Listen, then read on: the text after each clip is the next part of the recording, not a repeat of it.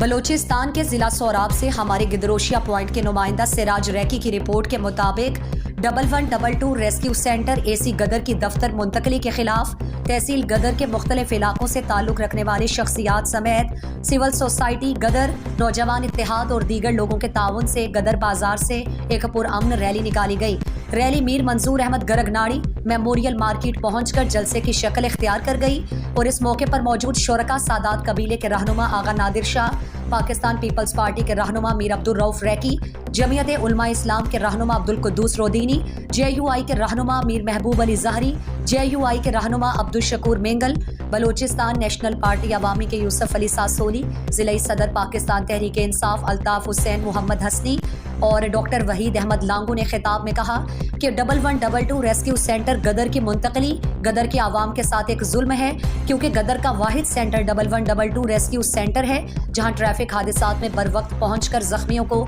इब्तदाई तिब्बी इमदाद देते हैं, जिसके मुंतकली किसी सूरत बर्दाश्त नहीं, जबकि डिवीज़न गदर को इंतजामी हवाले से पसमानदा रखा जा रहा है। इसके वाज़ेह सबूत असिस्टेंट कमिश्नर गदर के दफ्तर मुंतकली है और गदर की आबादियों को छोड़कर फरमाइश पर एक वीराना में मुंतकिल कर दिया गया है। इंतजामी हवाले से गदर के साथ पहले से नारवा जैसा सलूक किया जा रहा है। अब ये जुल्म नहीं होने देंगे। इंतजामिया की आवाम दुश्मन पॉलिसियों को हमेशा की तरह अब भी रद्द करते हैं और रेस्क्यू सेंटर और AC ऑफिस गदर की मुंतकली को फौरी वापस लिया जाए।